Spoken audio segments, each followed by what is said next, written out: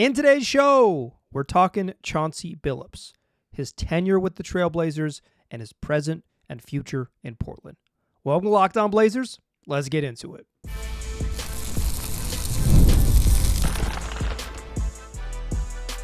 You are Locked On Trailblazers, your daily Portland Trailblazers podcast, part of the Locked On Podcast Network. Your team every day. What up, world? It's your past first point guard and Trailblazers reporter Mike Richmond. You are listening to another episode of Locked On Blazers, part of the Locked On Podcast Network, available wherever you get podcasts and also on YouTube. Thanks for making this show your first listen, coming at you each and every weekday, Monday through Friday. So make it a part of your daily routine. Make it your first listen and tell your friends to do the same. It's Locked On Blazers, your team every day. In today's show, we're going to talk about Chauncey Billups. This is indeed the Chauncey episode. If you're a longtime listener, or importantly, an everydayer, I mentioned that today's show we're going to focus on Chauncey Billups. It's going to be a whole show about the Blazers coach, his present with the team, what he's done this season, what he's done during his tenure, his strengths and weaknesses as a coach, and yes, we'll close the program talking about other candidates. And one of the reasons that we'll talk about future potential replacements for Chauncey Billups is because the Blazers have put themselves in this path where Chauncey Billups is heading to the final 27 games of the season without another contract. This is 3.5 years into Billups' tenure, a 4-year deal that included a team option for 5. The first 2 seasons with Damian Lillard in tow, and now a 1.5 or 1 year and 2/3 is probably more accurate, in the post-Damian Lillard era. And we are heading into the final 27 games of this of the lame duck Chauncey season. He is there's a option to pick up his contract for another year, but I think that would be absurd. That seems like the least likely of all the scenarios is that they pick up his option and let him coach another lame duck season. Quite frankly, if I'm Chauncey Billups, I would decline that. Why end up in another awkward spot where you do not have the commitment of the franchise? In this episode, I'm going to try to avoid making like the strong case for keeping Billups or the strong case for firing Billups. Let me be 100% clear. I have been on the record on this very podcast that the Blazers should have moved on from Chauncey Billups at the end of last season. That is my opinion. It remains my opinion. And yet, I think Chauncey Billups has done his absolute best work this season. Undoubtedly, this has been his best season as a head coach in the NBA. There's more to it than that. I think importantly, Billups was hired for a different job than the one he has now.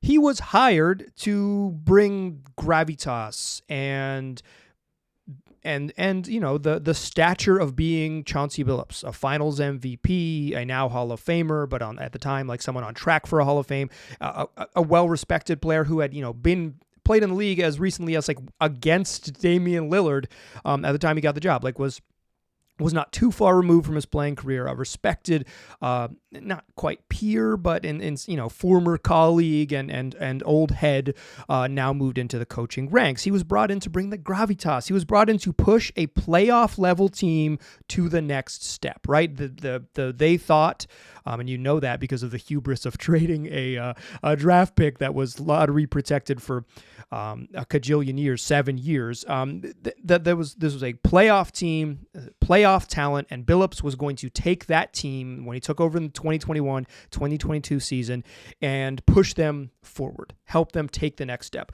with a little bit of hard coaching to push them to play defense at a higher level, potentially a little more offensive creativity because of his point guard background and like unlocking a little bit from Damian Lillard, who had suffered from getting trapped endlessly during the Terry Stotts era and those things. Billups was the guy to help them take the next step, push a talented team forward. And then it all fell apart right away. Shortly after he got the job, the franchise was in immediate disarray.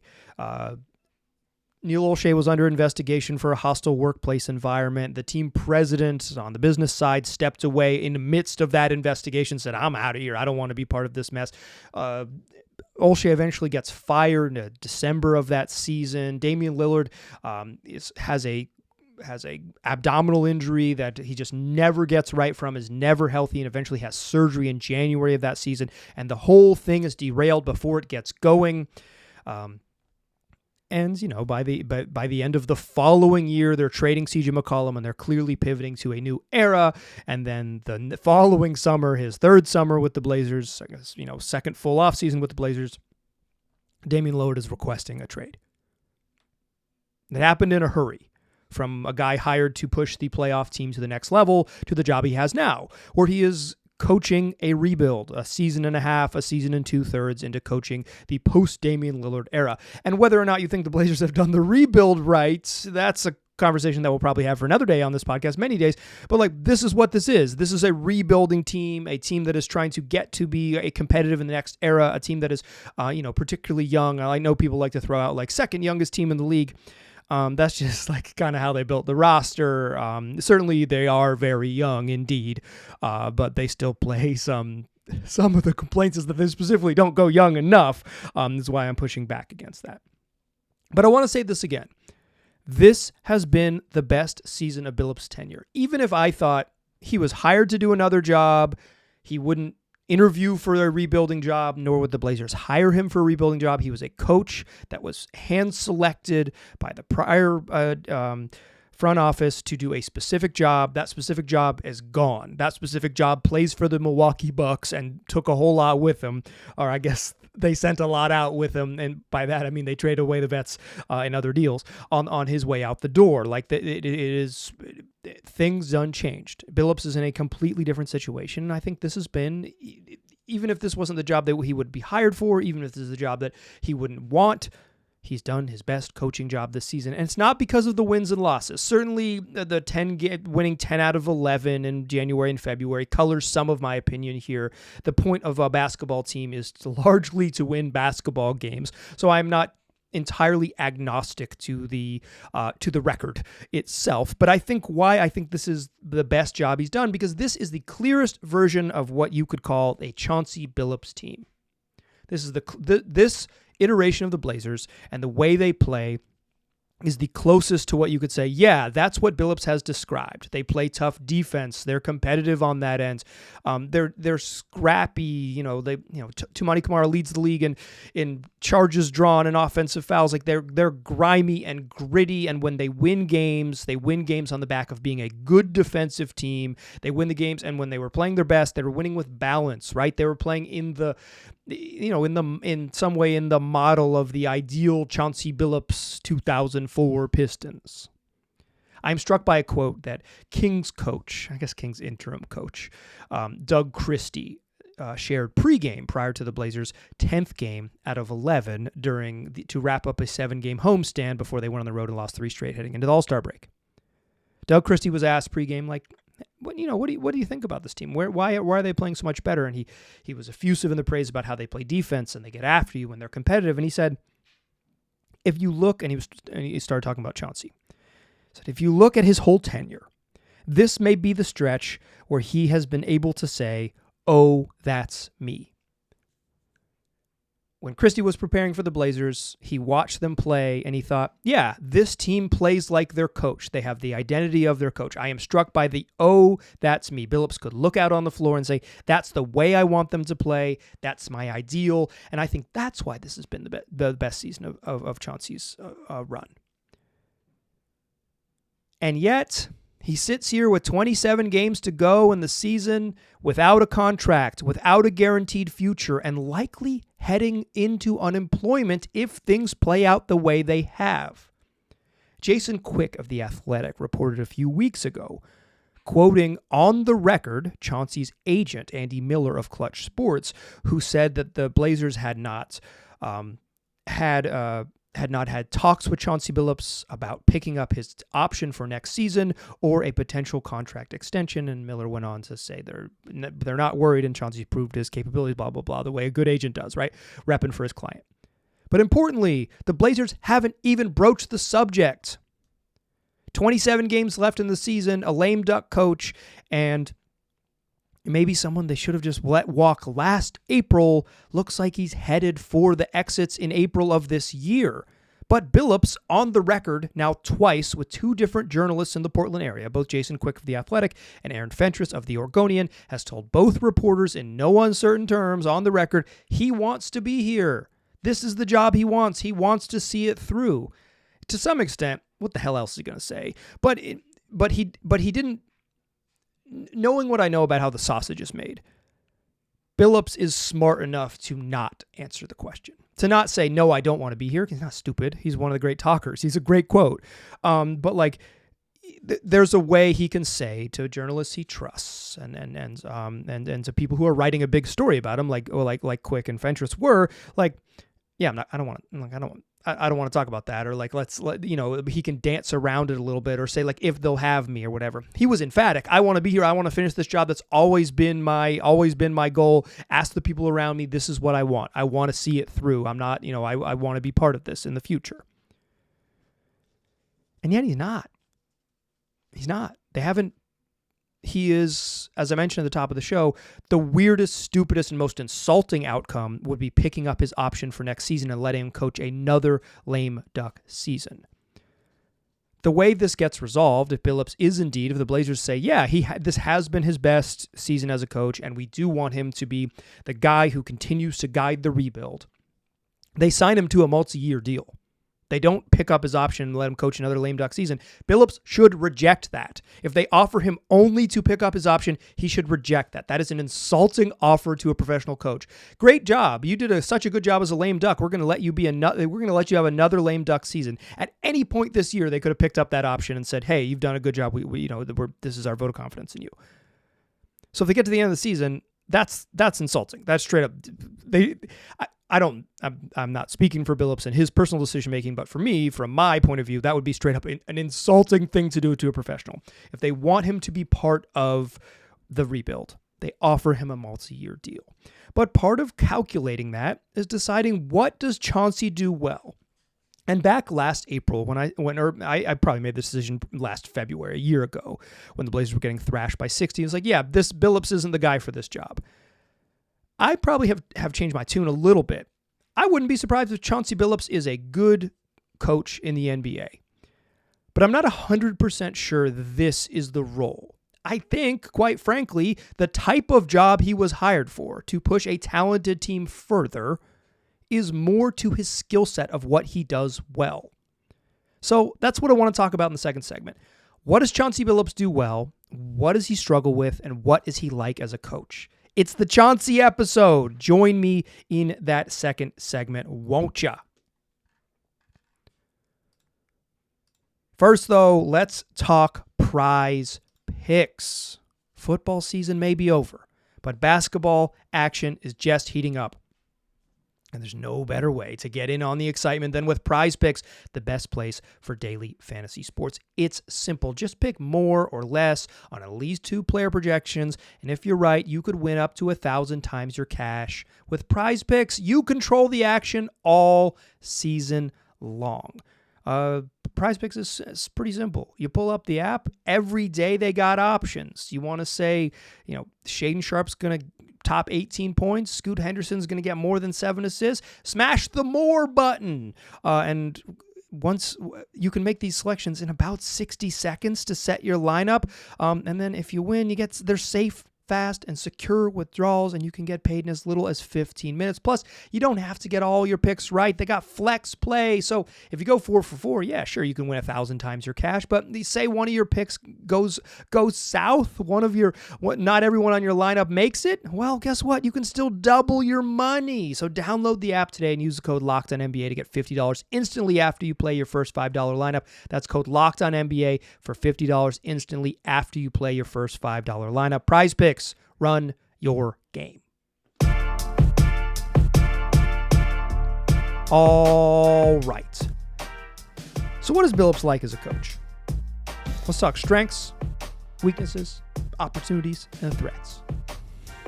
In my line of work, SWATs. So what is Billups like? What are his strengths as a coach? I think one of them clearly is that the soft skills of coaching he excels at. Players genuinely like him. He does a good job connecting with people on a human level. Like, I have always been not always. I have often been a Billups doubter. When he first showed up here, I don't know. I was like, yeah, cool. Let's see. I have no idea what Billups is going to be like as a head coach, right? Because it's really hard to know what from the outside what a coach will be like, X's and O's wise, the sort of soft stuff, the CEO management stuff. Like there's a lot that goes into the job, right? But like, I have. Even as I became maybe more of a skeptic about his like overall ability as a coach, I always appreciate him as a person. I thought he was very honest with me. Like he doesn't know me at all. We don't have a close working relationship, but I like go there and talk to him at games and ask him questions, and he looks me in the eye, answers my questions, and answers them honestly. And if I push back a little bit, like he's a very good quote. He's very helpful with the media. Sometimes he can be a little BS-y after games when they get spanked and he just wants to get done. But like pregame, he's incredible. He's fantastic. He's a I've spent 10 years around the league, going to games and doing pregame media. Billups is really good at it, and he's a great storyteller, and he's honest, and he's open, and I appreciate him. And I appreciate him because he feels like he's just like a straight shooter. He's not BSing me. And those soft skills, those people skills, he translates to the game. And plus, he has the gravitas of being freaking Chauncey Billups. So players like him, on the record, players, and whenever anyone's trying to written a story about, whether players like Billups, they say they like him. But again, that's one of those things. It's like very rarely are you going to get a guy to go on the record from talking about his own coach, be like, I don't care for him.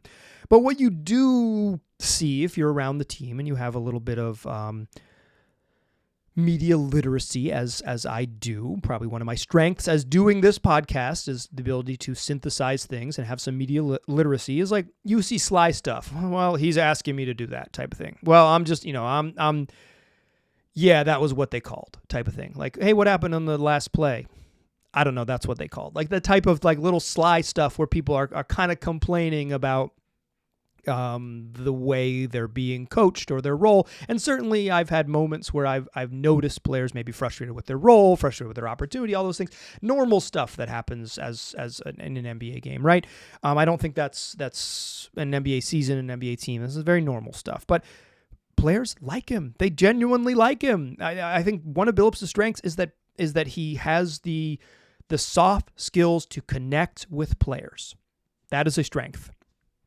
That's why he was going to be good pushing a talented team over the top, because he can connect with people. He's experienced a lot of things in his time in the league. He was a rookie who didn't quite figure it out. He spent a long time trying to find a role. Then he got into the right spot in Minnesota. Okay, I got it. And then he became a freaking star in Detroit. Like he's done a lot of different things. He's experienced a lot of roles in the locker room. He has a way to relate up and down the roster with folks who are trying to figure it out. He's the third pick in the NBA draft, so maybe not the undrafted guys, but he knows what it's like to be in a lot of different spaces. I would also say one of Chauncey Billups' strengths is just a mostly willingness to experiment with the young players on the roster. Now, this season, that has not always played out, and I'll talk about more of that in a moment, but like Shaedon Sharpe early in his career in the rotation, because Billups was like, yeah, he's good. We'll play him. We'll just play him. We'll give him a shot. I don't know if that was all Billups. I know it's been reported that it was entirely a Billups decision. I remain a little bit skeptical of it, but certainly Billups didn't. Shaedon Sharpe's rookie season, he played 80 games. One game he was injured. Another game they held him out to tank. He never got a DNP CD any night in his career. He played because Billups said, yeah, you're talented. Even if you're 19 and you're brand new to the NBA, let's go. He played Scoot early in his career. He started him night one. It didn't go great with Scoot, and he eventually changed up his approach and all of those things, but it's like he's had a willingness to do so. I think this season we've seen Donovan Clingan play over a healthy and DNP CD Rob Williams. Go with the youngsters. When things were going south and Dame was hurt and CJ was not around the team for a little bit, and then eventually traded, Anthony Simons got the keys and had his best, became a starter and looked pretty darn good. Probably the best stretch of his career, or at least one of the very good stretches of his career, when Billups kind of just said, you're going to be the guy. We're going to turn it over to you and go. And Ant was like sort of the next in line, but Billups didn't hesitate. He gave him the keys to go. It is that willingness to say, this is what I've got. These are my best players. I'm going to go with it. He also coaches on trust. And I will say in terms of like, I should mention this, is like players generally like him and all those things like that. I think it's a tired trope to say that guys always play hard for him. Miss me with that. That's nonsense. You watched them lose 2 games by 60 last season. You watched them lose earlier this year by 40 at home to the Jazz. That ain't what I'm talking about. I'm talking about the soft way to connect with players and to maybe move through some of the bad stuff, right? And this willingness to play youngsters. I think he has those are his strengths, right? Is that he's open to trying new things, and he has the real talented soft skills of connecting with players. That is real. What are some of his weaknesses? We're going to go through this really quickly because I'm going a little long. Not really quickly, but I think early in his career, Billups was misidentifying my biggest beef with him early in his career was misidentifying the strengths of his players. He played Robert Covington as a point of attack defender. Rocco sucked at it. Eventually, they butted heads and didn't get along. Well, not using Robert Covington as a help defender and putting him asking him to do something he was bad at made him look bad. It didn't work out. They didn't like each other in the end. There was an early part of the season when they were having Yusuf Nurkic trap 30 feet from the rim. It just never made any sense. It was a style that never made sense with the players you had on the teams, using them out of position. There was a whole half of the season when they were trying with Damian Lillard off the ball. I remember, this is a while ago, several seasons ago, this is during Chauncey's first year on the job in 2021, as I sat next to a scout on press row, and I was kind of asking him his early impressions of Billups, and he said that the hardest part for him is going to be a willingness to get out of the way. And I think some of that was early in his career. It's like he had to kind of figure out, what do my guys do well? I'm going to let them go. Eventually, he put Dame back on the ball. He said, fine, you can just like hunt pick and rolls and do it, play the way you're comfortable with. And sure, like the offense devolved into pretty ISO-heavy stuff, but Damian Lillard had one of the great offensive seasons as a pick and roll ball handler that we've seen in the league over the last 5 years. He was awesome. And he was awesome because he played to his comfort level.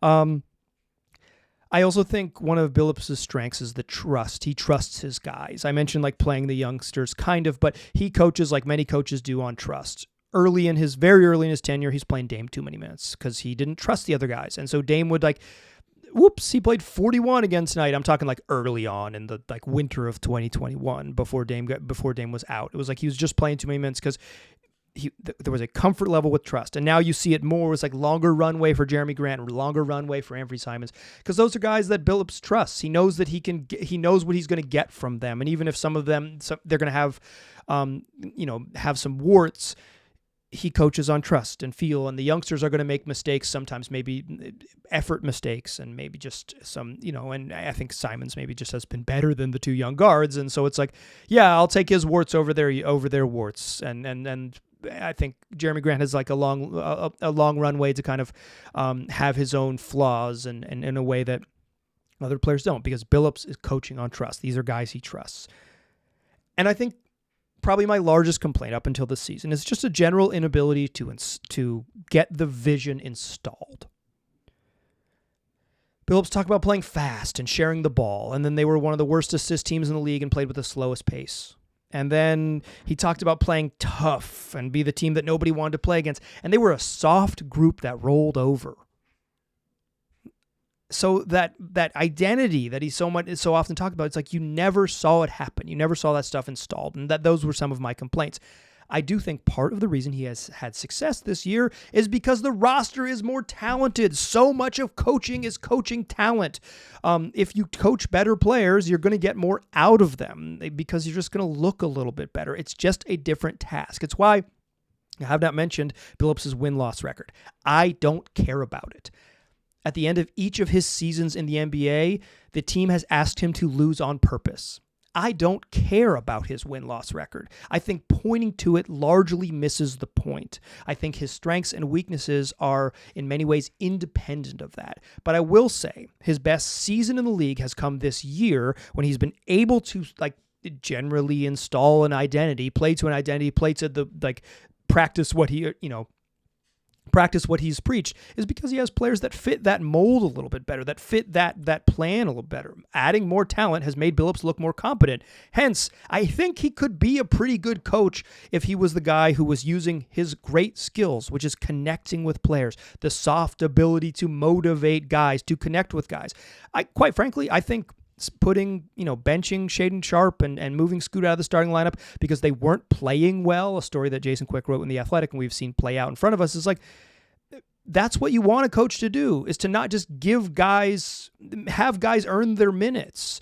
But on a more talented team, Billups' ability to bench players who are not playing up to the standard, and then have them not let go of the rope, as Henderson has and Shaedon Sharpe has, guys stay engaged even with a demotion of sorts, could be more valuable. I think he could be a talented coach. I'm not sure he's cut out for this because, as we've seen, during the Blazers' best stretch of this season, what did Billups do? He tightened the rotation to 8 guys or 8.5 guys, occasionally 9, depending on if things demanded it.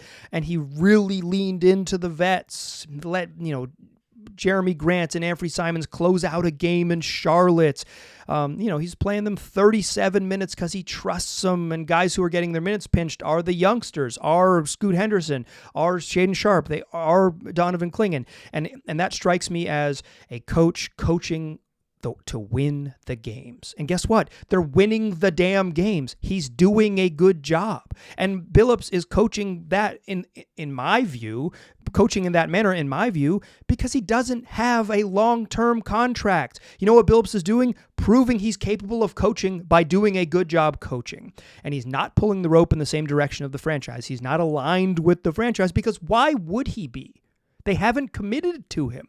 What is Chauncey Billups' investment in losing and playing young players when he feels like 38 minutes of Anthony Simons and 37 minutes of Jeremy Grant and 37 minutes of DeAndre Ayton is going to get you where you need to go, so maybe the youngsters don't need to play that much?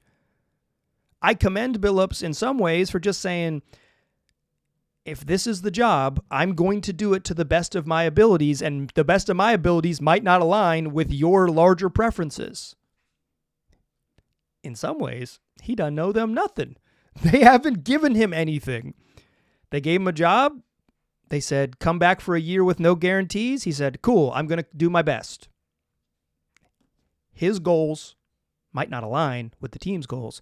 And you know whose fault that is? The damn team's. It ain't Chauncey's. That is not his problem, quite frankly, in my opinion. I don't know if I don't know if Billups will be back. If I had to guess, absolutely he will not be. I think that is the most likely outcome. So you might be asking, Mike, who else? I got some names. Join me in the third segment. We'll talk names. Who could be the Blazers' next head coach? Join me in that third segment, won't ya? First, though, I want to tell you that this is a message from Intuit TurboTax.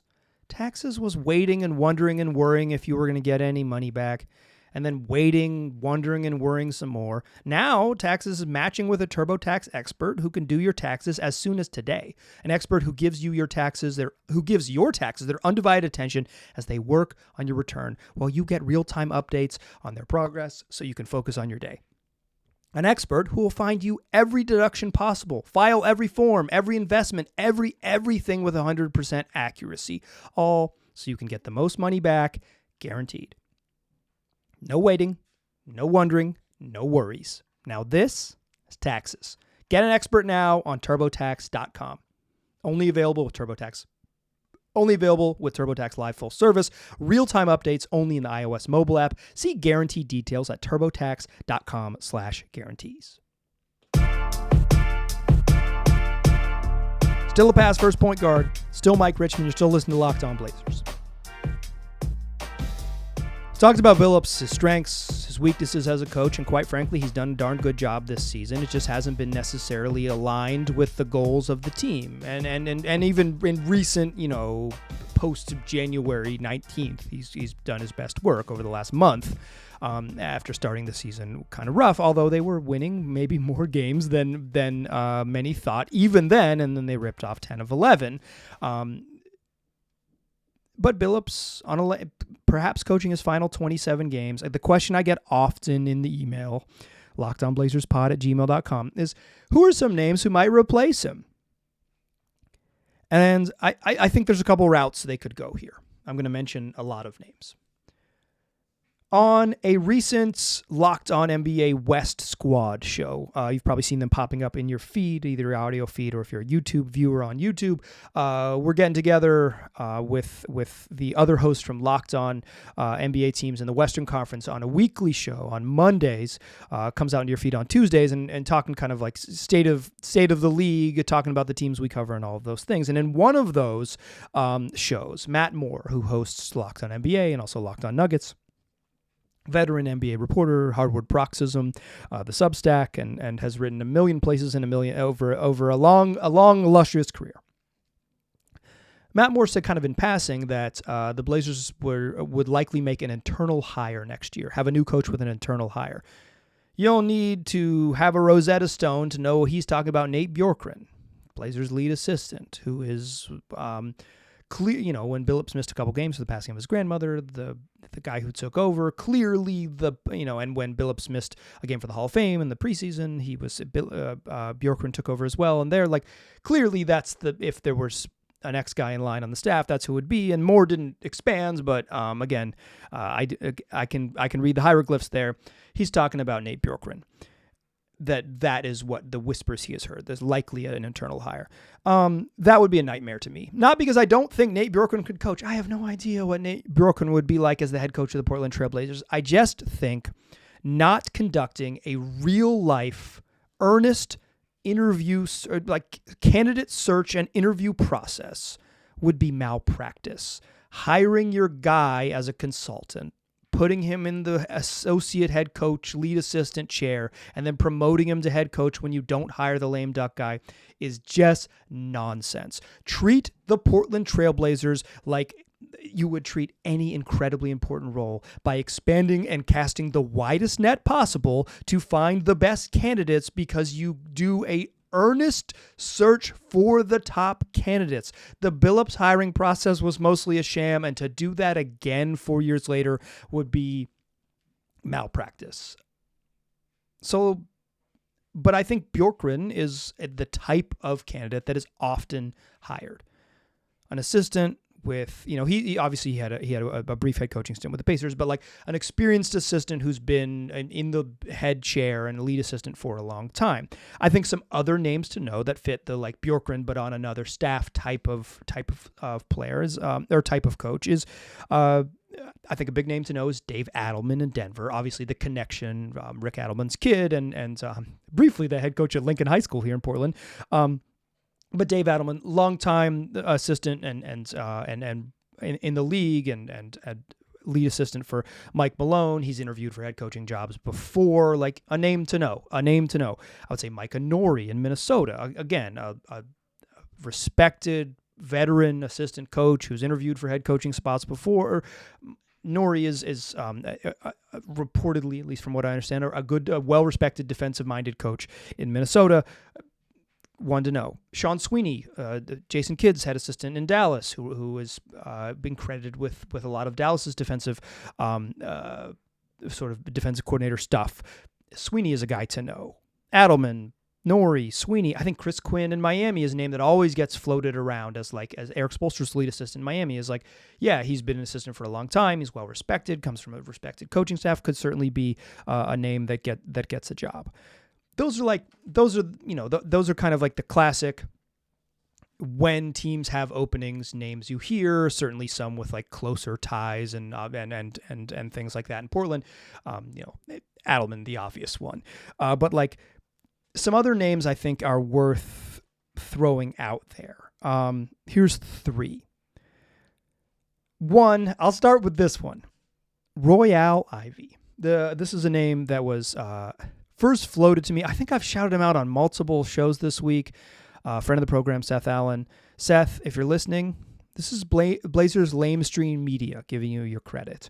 Royale Ivey, he's been an assistant coach in the NBA since 2016, worked in Oklahoma City. He started with the Oklahoma City Blue in the G League, then ended up coaching with the big club. He's coached with the Knicks, with the Nets, and now with the Houston Rockets. He coached the South Sudan team in the 2023 World Cup. They were so good in the World Cup, they qualified for the 2024 Olympics, and they were pretty darn good in the Olympics. One of the best stories of the Paris Olympics in the summer was the South Sudan team that was darn competitive, beat Puerto Rico and then played Serbia in the U.S. And couldn't make it out of the group. But like Ivy is a guy who has a developmental background, a coaching background, and has coached a young team at high competitive levels. And an intriguing name to be sure in Royale Ivy. Another name that I like in Memphis, Tuomas Izalo, who is a 40-year-old assistant coach in his first year with the Grizzlies. Grizzlies hired a couple really fun assistant coaches. I think the Memphis Grizzlies might be the best talent evaluating, talent finding team in the league. They're maybe not the most well-run team in the league, but in terms of just like finding talent, finding coaching talent, finding playing talent, I don't think any team does better at finding talent than the Grizzlies. And Tuomas Izalo he's headed for a big job at some point. Dude is on a meteoric rise. He's just 40 years old. But in 2022 and 2023, he was back-to-back Bundesliga Coach of the Year. He's coaching in Germany, winning Coach of the Year in the Bundesliga. Like, okay, this dude's really good. Moves up to coach Paris Basket, the team owned by David Kahn, and they were playing in the Euro Cup at the time. And he's the Coach of the Year in 2024 in Euro Cup, and they have the best offense in the history of Euro Cup. They're freaking awesome. And then they win Euro Cup, they get promoted to Euro League, and then he moves over and is an assistant on the Memphis bench, along with they hired also Nate LaRoche, who's been credited with like kind of organizing this sort of non-ball screen fun Memphis offense that's made them special. And they got some coaches. I think Taylor Jenkins is a really good coach too. But Tuomas Izalo is a name to know, a 40-year-old Finnish coach who has been very successful, even in a young coaching career. Not a ton of high-level experience, but where he has been awarded with "You're really good." And you know who's really good this year? The Memphis Grizzlies. And then the last name to know, I think this is probably my most outside the box of the names, but Trevor Hendry, who is an assistant coach for the Cleveland Cavaliers. He is a guy that is like, if you're looking for like sort of player development-y assistant coaches, this would be maybe a bigger swing than the other ones. I think I'm going last with Hendry here is like, he's a player development coach and a video guy for the Brooklyn Nets from 2017 to 2022. And then he gets promoted to an assistant coach with the Brooklyn Nets on Kenny Atkinson's staff. And then Kenny Atkinson leaves and they go through Steve Nash and they go through Jacques Vaughn, but he stays there as an assistant through the changeover in coaches. And then when Atkinson got the job this year with the Cleveland Cavaliers, Hendry comes over to coach with Atkinson. I really respect Kenny Atkinson. I think he did a really good job with those young, like, no star Nets teams. It's like, is Karis LeVert an all-star? Maybe. Oh, no, he's hurt. Now D'Angelo Russell's an all-star, right? Like, I think he coached, like, a good young team and got them to, like, play above, punch above their weight. And a guy who came up in that system and is well-respected by Atkinson is, like, that kind of guy. Hendry's, I think, is a name to know. So there's a bunch of names. Those are 7 for you. And Nate Bjorkgren as well. Maybe make it 8 who could be the next head coach of the Blazers. If I had to bet, one of those 8 will be and Chauncey Billups won't. But I don't actually have to bet. I can just say my piece. I hope this Chauncey Billups episode was comprehensive for you. What I think of him as his strengths as a coach, what I think of his weaknesses, what I think he's done this year with the Blazers, and why I think he could be a good coach in the NBA, but I'm just not 100% sure. And I do not think this Blazers job is the one for him. Will I be surprised if Billups comes back and coaches a good team against these Portland Trail Blazers while they're still bad? No, I won't. That just might be their plight.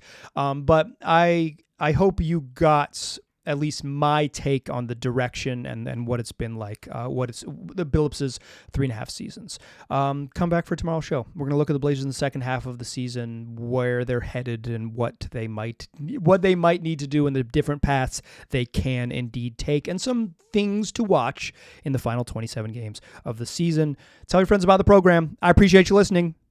I'll talk to you soon.